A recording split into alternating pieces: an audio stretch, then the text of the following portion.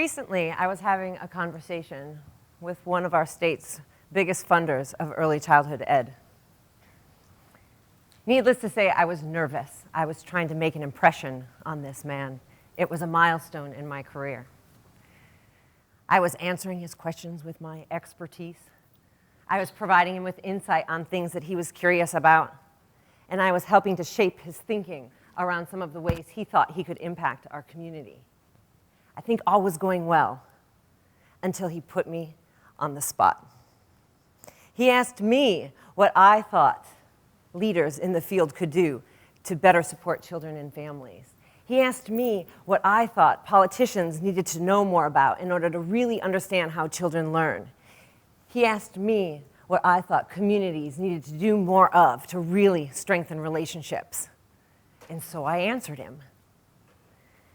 And in answering his question, out of my mouth, to his dismay, came a 4-letter word. His face crunched. He pulled back in his chair. His body language was telling me our conversation was over. It was as though all the credibility I had just spent the last half hour building up with this important man was diminished.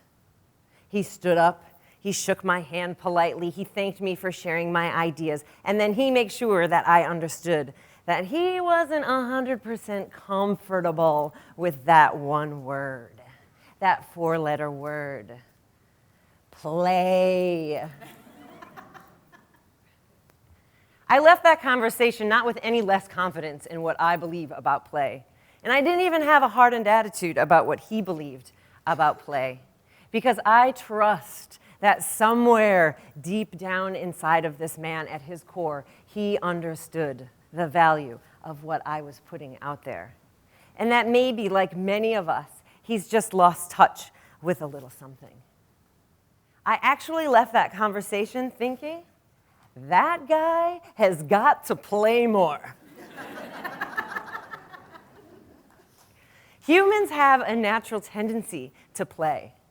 Play researchers, psychologists, child development specialists, they, like who are we talking about? Allison Gopnik, Brian Sutton-Smith, Stuart Brown, all of these professionals have really helped me to realize that we are wired to play, right? The theory of evolution would say that as humans evolved, we only hold on to those traits, behaviors, and characteristics that help us to survive, that serve us well. And I am happy to note that play has survived the test of time so far. I see evidence of this natural tendency in children. I have a harder time seeing evidence of this natural tendency in adults. And as a play advocate, this concerns me, because adults are the parents, adults are the teachers, adults are the policymakers, and adults are the investors in children and families. And investors and supporters are not going to invest in something that they're not connected to and in something that they do not know. And so it has become my personal mission, with the belief that strengthening families means that more adults have to play. My mission is to get more adults to play. As part of this mission, I present a workshop that I call The Play Instinct. Have you lost yours? And it never fails that as I walk into my room of adults with my bucket of toys and I announce, who's ready to play? Right? I'm pulling out tubes. I'm pulling out cones and hoops and rubber chicken feet.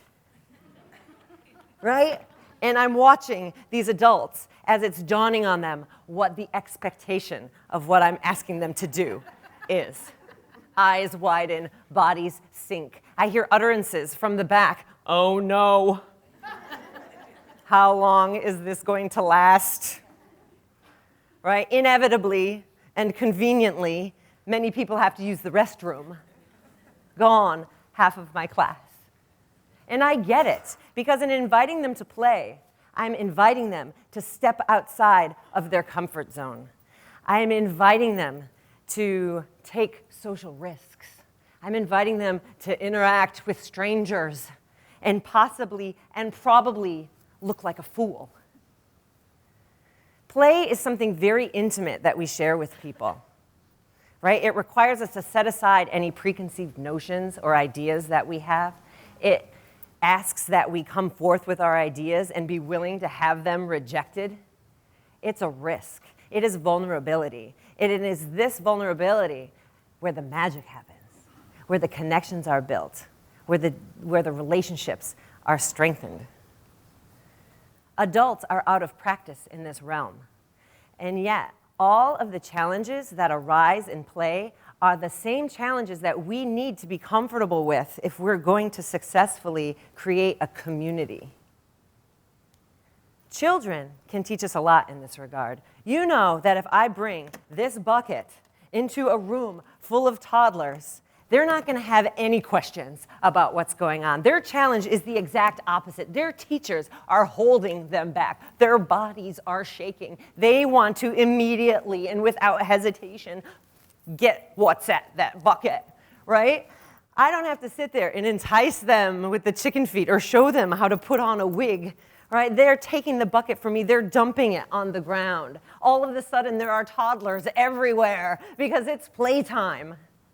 And in that experience, not only are they having fun, but research shows that they're also protecting themselves against depression and against anxiety and against stress. And they're increasing their cognitive capacity, and they're building social and emotional understanding. To know the benefit of play, you need to play. But in order to play, you need to be playful. And I have come to think that those people who see play as something other than work or other than productivity, right? The four-letter word, play. They're looking at play in a very concrete way. And I can't blame them because we actually use the word play in a lot of ways that encourage this thinking, right? We put on our play clothes. We call up our playmate and see if they're available for a play date. We go to the playground with our playthings, right? Playtime is distinctly different than work time in our culture. But what's missing in looking at play in that very narrow way is the understanding of the habit of mind that is forming in the process of play. When we play, we become playful. The more we play, the more playful we become. And then playful becomes our attitude. And playful becomes our approach to our work, to our relationships. It becomes our approach to our life. Now, given the popularity of my workshop, I'm left to believe that there are many adults in the world who are wondering if they've lost their play instinct. And maybe you're one of them. I trust, though, that within each of those adults, within each of you, there resides a time in your life that you didn't question your playfulness. I know that each adult was once a child rolling down that hill, jumping into the pile of leaves, popping wheelies on your bicycle down the street, dressing up in your parents' clothes for hours on end. I trust that in each of you is the memory of escaping the house for the whole day, playing outside with the neighborhood gang until it was dark. And even then, you could be found playing ghosts in the graveyard or sardines. Right? In there are the people that I don't need to convince about the value of fort building and mud pie making and hanging out with children of all ages when everybody had a role and everybody had a responsibility. I know more than any lecture or workshop that I can present on the value of play, in those memories that I'm trying to evoke in people lie that deep understanding of its value.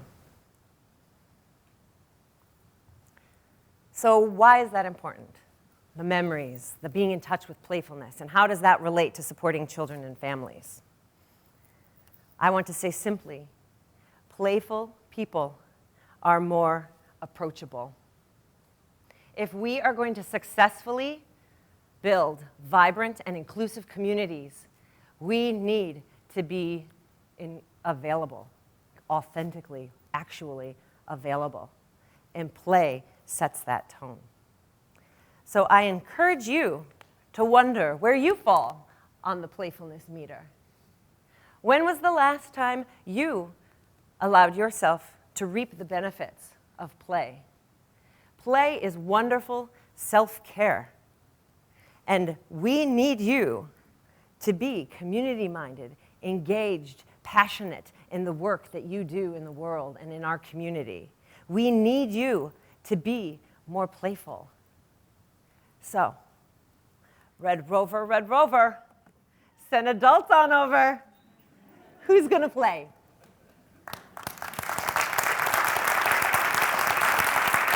Thank you.